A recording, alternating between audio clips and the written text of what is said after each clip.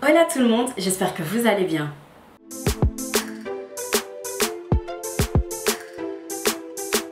Alors bienvenue aux personnes qui me découvrent et aux anciens, welcome back. Alors aujourd'hui on se retrouve pour une nouvelle vidéo, nous allons parler de la pilule du lendemain. Je vais vous dire tout ce que je sais sur la pilule du lendemain. Bien sûr, je me suis documentée comme je ferai à chaque fois que je fais une vidéo éducative, informative. C'est un comprimé qu'on va prendre pour bloquer l'ovulation. L'ovulation, c'est le moment dans votre cycle, 14 jours avant vos règles suivantes, où vos ovaires vont libérer un ovocyte qui pourrait être fécondé par des spermatozoïdes.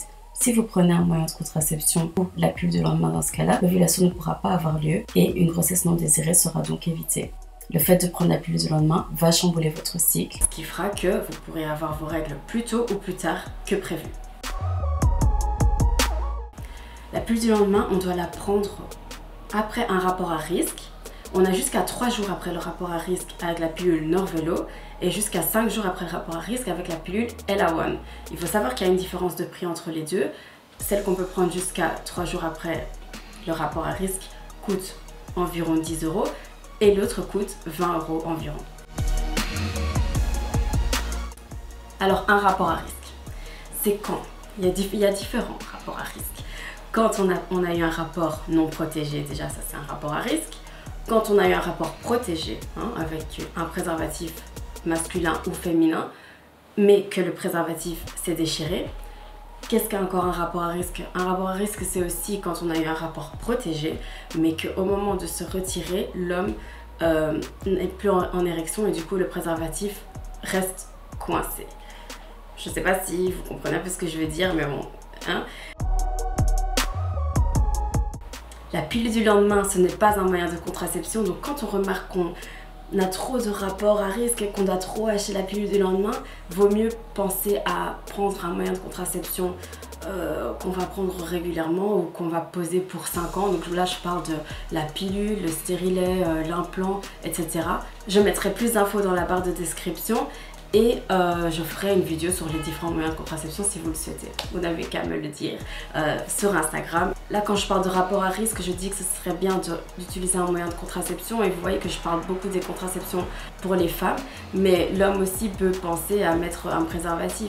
Si vous ne le souhaitez pas, alors n'oubliez pas qu'il faut faire vos tests, qu'il faut faire des dépistages pour être sûr que vous n'avez rien parce que la pilule du lendemain ne va pas protéger contre les maladies sexuellement transmissibles. Il n'y a que le préservatif pour faire ça. Si vous voulez, enfin non, c'est même pas si vous voulez, je ferai une vidéo sur les dépistages parce que je trouve que c'est hyper important, que c'est un peu trop peu fait.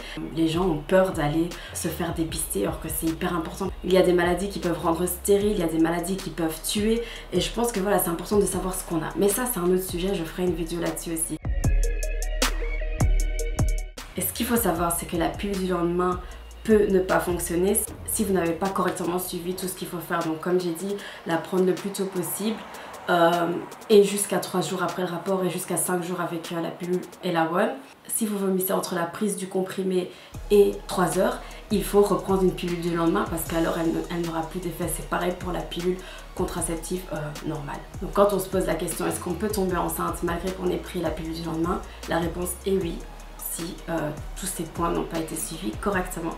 Alors la pilule du lendemain, pour terminer, j'aimerais dire que ce n'est pas toujours à la femme d'aller l'acheter parce que c'est un rapport à risque que vous avez eu à deux. Donc messieurs, si vous pouvez, accompagnez-la à l'achat à la pharmacie. Si elle a honte d'y aller toute seule ou allez-y à sa place.